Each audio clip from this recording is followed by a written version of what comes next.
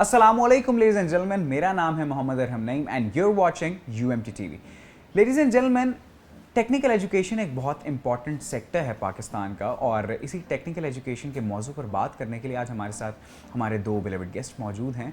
Ma'am Uzma Nadia, the principal from government college of technology, and mister Mohammad Zubair Khan, the principal from government college of technology. First of all आप दोनों का शुक्रिया, आप हमारे programme पर आए, इज़्ज़त बख्शी, हमें टाइम निकाला हमारे लिए। अच्छा, क्वेश्चन आप दोनों के लिए है, टेक्निकल एजुकेशन की इम्पोर्टेंस आजकल के दौर में कुछ बयान कीजिए। जी, सबसे पहले मैं आप लोगों का शुक्रिया अदा करना चाहूँगी कि आप इतने नोबल कॉज में अपना शेयर हमारे साथ मिल के डाल रहे हैं, इसकी अवेयरनेस पे हमारे साथ मदद कर रहे हैं। आप लोगों का बहुत शुक्रिया। इसकी आपने क्वेश्चन किया जी टेक्निकल एजुकेशन की इम्पोर्टेंस के पॉइंट ऑफ व्यू से, तो इसकी अगर हम इम्पोर्टेंस पे बात करना शुरू करें, ये इतना वाइड टॉपिक है कि हम अपने बच्चों को अगर समझाना शुरू करेंगे तो मेरे ख्याल में इस पर आवर्स लग जाएंगे। तो सबसे पहले मैं थोड़ा सा ये इस पॉइंट ऑफ व्यू से आपके साथ शेयर करना चाहती हूँ। जब हमारा दौर था, जब हम बच्चे थे, या जो भी आपसे तो पहले का खैर दौर, तो हमें जैसे ही हम मैट्रिक पास करते थे तो घर से ही गाइडेंस मिलती थी कि जी आपने फ़लाँ कॉलेज में जाना है, क्योंकि बहन भाई, बड़े बहन भाई जिस फील्ड में होते थे वो उसी तरह से चला जा रहा था। अब आजकल के दौर में इसमें काफ़ी हद तक चेंज तो आ गया है, लेकिन अभी उस लेवल का नहीं आया कि हम ये समझें कि ये टेक्निकल एजुकेशन की तरफ हमारे बहुत सारे यंगस्टर्स आना शुरू हो गए। आप अगर जॉब क्रिएशन के पॉइंट ऑफ व्यू से देख लें, एक जो हुनरमंद फ़र्द है, अगर वो अपना सेटअप स्टार्ट करेगा, वो 2-3 लोगों को और भी साथ में अपने एंगेज करेगा।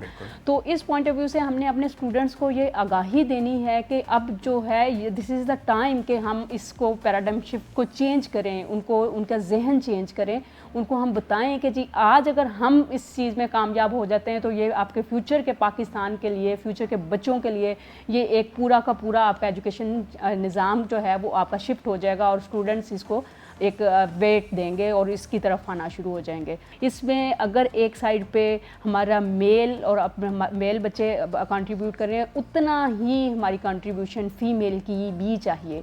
हमें अब बहुत हद तक इसमें फ़र्क आ गया है। बहुत सारी हमारी जो फीमेल स्टूडेंट्स हैं उनको अवेयरनेस होना शुरू होगी। अभी रिसेंटली हमारी जो 6 बच्चियाँ हैं, माशाल्लाह से अभी उनका रिज़ल्ट नहीं आया था 3rd ईयर का, वो टेट्रा पैक में 6 बच्चियाँ जॉब कर रही हैं। तो पेरेंट्स को भी इसके साथ साथ अवेयरनेस आ गई है कि जब भी वो उनका रिज़ल्ट के बगैर अगर बच्चियाँ जॉब्स में जा रही या अपने वो खाली घर को नहीं, वो पाकिस्तान को भी सपोर्ट कर रही हैं, माशी तौर पे भी सपोर्ट कर रहे हैं और टेक्निकल तौर पे भी सपोर्ट कर रहे हैं। सर, बड़ी एक ज़बरदस्त मैम ने बात की कि हमारा फीमेल सेक्टर, ख़वातीन अब बढ़ चढ़ कर हिस्सा लेती हैं इस तरह के इवेंट्स में। और सबसे पहले तो आपको शुक्रिया कि आपने हमें इस प्लेटफॉर्म पे बुलाया और हमारे बात सुनने का हमें मौका दिया। आपने बहुत सी बातें तो ऐसी कि मैम ने पहले ही बता दी हुई हैं। जी बिल्कुल। मैं आपको सिर्फ इसमें से चंद मोटी मोटी बातें ये बताना चाहता हूँ कि आप ये देखें कि हम अपने मुल्क का कंपेरिजन किसी भी मुल्क से कर लें।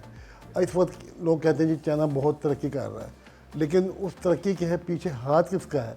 हाथ उन लोगों का है जो अपने हाथ से काम करते हैं। और हाथ से काम करने और कुर्सी पे बैठने पे और टेबल पे बैठने में ज़मीन आसमान का फ़र्क है। बिल्कुल। तो टेक्निकल एजुकेशन में जिस तरह के मैम के पास मुख्तलिफ़ किस्म के शोबे हैं, हमारे पास 4 शोबे हैं। एक का नाम है मैकेनिकल, एक का नाम है HVACR, एक का नाम है आर्किटेक्चर, एक का नाम है ऑटो एंड डीजल। 4 सब्जेक्ट ऐसे हैं, 4 में हम डिप्लोमा करवाते हैं। इसके अलावा टैप्टा के क्योंकि हम अंडर हैं, तो टैप्टा ही हमारी गवर्निंग बॉडी है। टैप्टा की तरफ से बहुत से जो कोर्सेज वो लॉन्च होते रहते हैं। कुछ 6 माह का भी होता है, 2 माह का भी होता है, 3 माह का भी होता है। वो मुख्तलिफ कोर्सेज वो चलते हैं। लेकिन बेसिकली कई कोर्सेज तो ऐसे भी चलते हैं कि हम खुद बच्चों को पे करते हैं। ओके। इवन कि एक टैप्टा खुद बच्चों को पे भी करती है और वो शॉर्ट कोर्सेज भी चलाती है, ताकि वो बच्चे जो लोअर मिडिल तबके से ताल्लुक़ रखते हैं वो बच्चे उधर आ जाएँ, बजाय इसके कि वो किसी दुकान शॉप पे जाके काम करें, ना कि वो तालीम हासिल करें। इसी सिलसिले में टैप्टा का एक सबसे अहम जो काम है वो है RPL। उसे हम उर्दू में आम तौर पे उस्ताद शागिर्द प्रोग्राम कहते हैं। अब होता ही क्या है पाकिस्तान में, और पाकिस्तान में ऐसे है, कई लोग ऐसे हैं कि उनके पास हुनर बहुत ज़्यादा है। आप जाएँ वर्कशॉप पे चले जाएँ, अपनी गाड़ी ठीक करवाने के लिए चले जाएँ। मेरे ख्याल एक पढ़ा लिखा मैकेनिकल इंजीनियर या कोई ऑटो एंड डीजल का कोई मास्टर हो, वो उस गाड़ी को ठीक कर सकता। वो जो अनपढ़ बंदा है वो गाड़ी ठीक कर देगा। बिल्कुल। लेकिन मसला ये है कि उसके पास डिप्लोमा की डिग्री कोई नहीं होती। हमारे टैप्टा ने हमें एक प्रोग्राम शुरू किया हुआ है जिसे हम RPL के नाम से कहते हैं कि वो बच्चा या वैसे उसके लिए उम्र की कैद को नहीं है, किसी भी एज का कोई हो, कोई शख्स हो, वो अपने आप को इनरोल करवाए। 1 महीने के बाद उसका टेस्ट होगा और टेक्निकल बोर्ड जो है उसे एक डिप्लोमा जारी कर देगा। उस डिप्लोमे के बेस पे वो किसी भी जगह पे जॉब कर सकता है। फॉरेन में अप्लाई करेगा, फॉरेन में जॉब कर सकता है, पाकिस्तान में अप्लाई करेगा, पाकिस्तान में जॉब कर सकता है। हुनर तो उसके पास पहले ही है, बेशक वो पढ़ा लिखा नहीं है लेकिन हुनर तो है ना। असल में असल चीज़ ही हुनर है और हमारा काम ही हुनर सिखाना है। ये डिप्लोमा इसलिए भी ज़रूरी है कि लोगों को अवेयरनेस नहीं है। असल में मसला इसका मेन एक और है, जिन वालिदैन के बच्चे पढ़ रहे होते हैं ना, वो ये कहते हैं कि हमारा बच्चा डॉक्टर बने या इंजीनियर बने। उनके ज़हन में 2 बातें पहले आती हैं। बिल्कुल कॉमन थिंकिंग यही है। ठीक लेकिन है। हमारे मुल्क को इसलिए इस वक्त बहुत ज़्यादा ज़रूरत है कि कम पैसे वाला तबका जो है वो ऊपर आए, और उसके आने का वाहिद तरीका एक टेक्निकल एजुकेशन ही है, जिसको जो हमारी जो टैप्टा है वो सुपरवाइज कर रही है और बहुत अच्छा काम कर रही है।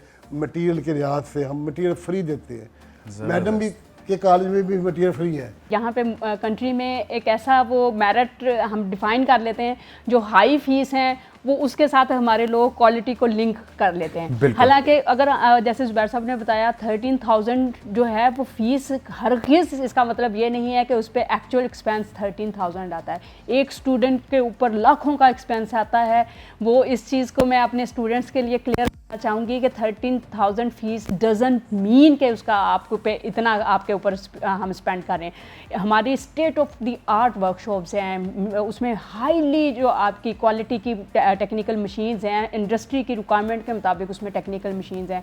उसमें जितने कंज्यूमेबल्स हमारे यूज़ हो रहे होते हैं वो उसमें गवर्नमेंट ऑफ पंजाब जो है वो उसको पे कर रही होती है। हमारे साथ हमें फंडिंग मिलती है, हमें एक बजट एलोकेट होता है।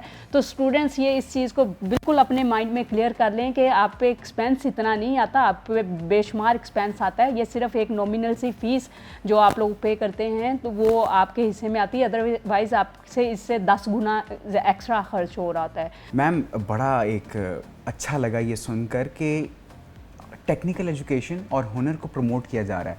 जिस तरह आपने बताया माशाल्लाह कि फैसिलिटीज़ प्रोवाइड की जाती हैं सेक्टर की जानिब से खुद बच्चों को as they need top quality equipments and all the materials. Ma'am मैं कुछ जानना चाहूँगा, जो लोग यहाँ से डिप्लोमास करते हैं टेक्निकल एजुकेशन में, आगे जाके जॉब्स का स्कोप कहाँ कहाँ अप्लाई कर सकते हैं सेक्टर्स में? जी, सबसे पहले मैं इस चीज़ को आपको क्लियर करना चाह रही हूँ। हमारे अगर हम ओवरऑल देखें तो हमारा एक पूरा एक प्लेसमेंट सेल है और वो हर इंस्टीट्यूट में भी हमारे प्लेसमेंट ऑफिसर्स हैं। वो थ्रू आउट द ईयर इनके लिए काउंसलिंग सेशंस भी करते हैं, CV राइटिंग, पर्सनैलिटी ग्रूमिंग, मतलब उनको हर तरह से उनको गाइड करते हैं। जैसे ही हमारे स्टूडेंट्स वो थ्रू आउट द ईयर जो है इनके साथ इन टच रहते हैं, हमारा एक पूरा मैकेनिज़्म है जिसमें हमने उनकी ट्रेसेबिलिटी करते हैं हमारे स्टूडेंट्स को। और हम जो हमारा इंस्टीट्यूट प्लेसमेंट ऑफिसर होता है वो इंडस्ट्री के साथ लाइजोन में होता है। हमारे बहुत ज़्यादा इंस्टीट्यूट ऐसे हैं जिसमें भी वो फाइनल ईयर में स्टूडेंट होते हैं तो इंडस्ट्री आके हमारे ऑन कैंपस इंटरव्यूज़ भी करती हैं। वहाँ पे डिफरेंट किस्म की हम इंस्टीट्यूट में एक्टिविटीज़ परफॉर्म करते हैं जिसमें हम जॉब फेयर्स हैं, हम जो टॉप हाईली क्वालिफाइड इंडस्ट्रीज़ हैं उनको इनवाइट करते हैं। ऑन दी स्पॉट वो हमारे स्टूडेंट्स के जो उनकी रिक्वायरमेंट होती हैं वहाँ पे अप्लाई करते हैं और वो स्टूडेंट्स के इंटरव्यू ऑन कैंपस होते हैं। तो ऐसा नहीं है कि जी हमारे स्टूडेंट्स आए और उन्होंने यहाँ से डिग्री ली और उसके बाद अल्लाह हाफिज़, ऐसा नहीं है। उनके साथ हम पूरा हमारा लिंकेज है। हम लुमिनाइज हमारा एक पूरी एसोसिएशन है, लुमिनाइज एसोसिएशन है, उसमें हम इनके साथ इन टच रहते हैं और जो जहाँ पे इनको जिस किस्म की भी गाइडेंस की ज़रूरत होती है, इवन और हमारे जो इंस्टीट्यूट प्लेसमेंट ऑफिसर्स हैं इनको साथ में ज्वाइन करते हैं जब ये इंटरव्यूज़ के लिए जाते हैं। जैसे मैंने भी 6 बच्चियों का जिक्र किया तो हमारे इंस्टीट्यूट प्लेसमेंट ऑफिसर ने उनको कंपनी किया है साथ में, और जब तक उनको लेटर्स जॉब ऑफर लेटर्स नहीं मिल गए वो इनके साथ इन टच रही हैं। आज के दौर में जिस तरह मैम ने एक बड़ी अच्छी बात की कि इंडिया की अगर हम एग्जांपल देखें और बहुत सारे और मुल्कों की एग्जांपल देखें, उनका जो टेक्निकल सेक्टर है वो हमसे एडवांस है क्योंकि वहाँ लोगों के पास हुनर है और उनको ज़रिया माश प्रोवाइड किया जाता है। तो अगर इसी चीज़ को, मेंटालिटी को जहन के अंदर रखते हुए चलें, हम पाकिस्तान की इकॉनमी को बेहतर बनाने में, क्योंकि ऑब्वियस सी बात है जिस मुल्क में जितनी ज़्यादा इंडस्ट्रीज़ होंगी, जितने ज़्यादा लोग काम करेंगे, इकॉनमी उस हिसाब से ऊपर जाएगी। तो पाकिस्तान की इकॉनमी को बेहतर बनाने में टेक्निकल सेक्टर क्या रोल प्ले कर सकता है? ये सबसे पहले बात मैं आपको पहले भी कह चुका हूँ। हम इंडिया की जैसे मिसाल दी, मैं आपको चाइना की मिसाल देता हूँ। आपकी जेब में iPhone है, होगा, अमेरिकन फ़ोन है, बिल्कुल, लेकिन लोगों के देश में कंसेप्ट ये कि ये अमेरिका से बन के आया, हालांकि वो चाइना से बन के आया हुआ है। बिल्कुल ऐसे ही है। आप चीज़ ये समझ रहे हैं ये अमेरिकन चीज़ है, लेकिन चीज़ चाइना की होती है, कंपनी वहाँ पे लगी हुई है, क्योंकि हुनरमंद उधर हैं, बेशक। जो लोग काम करने वाले लोग हैं वो उधर हैं, क्योंकि उन्होंने ट्रेनिंग ही ऐसी दी है अपनी आवाम को कि बचपन शुरू ही से वो उन्होंने टेक्निकल उन्हें बनाया। इसी तरह अगर हम अपने लोगों को टेक्निकल बनाएंगे और बाहर की इंडस्ट्री यहाँ पे आएगी, हमारे लोग वहाँ पे काम करेंगे, तो ये आईफोन हम भी बना सकते हैं, बिल्कुल बना सकते हैं। ये सैमसंग का फ़ोन हम भी बना सकते हैं, ये आपकी जो सैमसंग की LCD लगी हुई है ये हम भी बना सकते हैं। ये सब चाइना में बन रही हैं। लेबल किसका लगा हुआ है?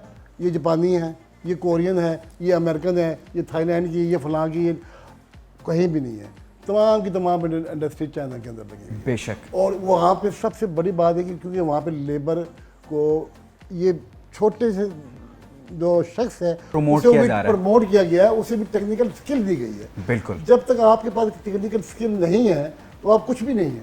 बिल्कुल ठीक कह रहे हैं। टेक्निकल स्किल की वजह से उन्होंने अपनी इंडस्ट्री शिफ्ट कर दी है चाइना में, बिल्कुल। और उन्होंने अपनी इंडस्ट्री शिफ्ट कर दी है इंडिया में, उन्होंने अपनी इंडस्ट्री शिफ्ट कर दी है बांग्लादेश में। That's the इसलिए कर दी है क्योंकि वहाँ पे उनको आसानी से टेक्निकल लोग मिल जाते हैं। बिल्कुल। अगर टेक्निकल लोग ही ना मिले तो वो कैसे करेंगे? नहीं कर सकते, क्योंकि उनके अपने मुल्क में तो बहुत ज़्यादा पे करना पड़ता है, अपने बंदे तो वो हायर ही नहीं कर सकते। मैनेजमेंट सिर्फ उनकी होती है, काम करने वाले लोग सारे के सारे वही होते हैं जिनके उन्होंने टेक्निकल काम सीखा होता है। तो इसलिए मुल्क की तरक्की का राज ही टेक्निकल में है, इसके अलावा है ही कोई नहीं। ये वो बातें हैं जो हमारे आज की यूथ को, इवन पेरेंट्स को भी अंडरस्टैंड करने की ज़रूरत है कि आप बच्चे की साइकी समझें, उसको एनालाइज करें, वो क्या करना चाहता है। एट लास्ट कोई एडवाइस सर आपकी जानिब से भी हमारे स्टूडेंट्स, हमारी यूथ के लिए, हमारे पेरेंट्स के लिए, और उनको क्या करना चाहिए टेक्निकल एजुकेशन को आगे प्रमोट करने? मेरा स्पेशल मैसेज अपनी फ़ीमेल जो हमारी स्टूडेंट्स हैं उनके पेरेंट्स के लिए और अपनी बच्चियों के लिए है। और हमारे क्योंकि यहाँ पे ये समझा जाता है कि उनके लिए अगर किसी वो रिमोट एरिया में हैं तो उनके लिए अपॉर्चुनिटीज़ नहीं हैं और ये सिर्फ शहर के बच्चों के लिए सहूलत है। ऐसा बिल्कुल नहीं है, हमारे पास हॉस्टल की फ़ैसिलिटी है। मेरा मैसेज है उन बच्चियों के लिए जो वो ये समझते हैं कि जी वो फर्दर एजुकेशन के लिए आगे नहीं जा सकते, वो आएँ लाहौर में आके एडमिशन लें। बहुत नॉमिनल सी फ़ीस है, हॉस्टल की हम फ़ीस पे नहीं लेते नहीं हैं, सिर्फ उनको हम फ्री ऑफ कॉस्ट हॉस्टल जो है वो हम ऑफ़र करते हैं। तो वो उनको ये एक इन्विटेशन है कि वो आके अप्लाई कर, रिमोट एरिया से स्पेशली वो आएँ, आगे बढ़ें और टेक्निकल एजुकेशन की तरफ। क्योंकि आप अगर देखेंगे तो एक बंदे की, एक फ़र्द की तालीम एक फ़र्द की तालीम है, एक खातून की तालीम आपके पूरे ख़ानदान की तालीम है। जहाँ भी हैं, कहीं के रहने वाले हैं, आप डीजी खान के रहने वाले हैं, मुल्तान के रहने वाले हैं, जहाँ जेलम के रहने वाले हैं, कहीं के भी रहने वाले हैं, आप टेक्निकल एजुकेशन की तरफ जाएँ।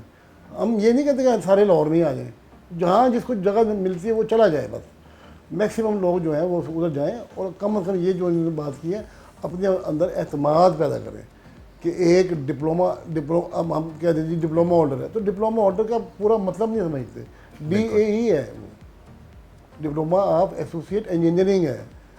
हम आम तौर पर डिप्लोमा समझ के कहते हैं या डिप्लोमा किया हुआ, ऐसी मतलब ही अंडरस्टैंड नहीं ये करते। जब मतलब ही अंडरस्टैंड नहीं कर पाएंगे लोग कि ये diploma of associate of engineering है, बिल्कुल इसका लेबल लगा हुआ है।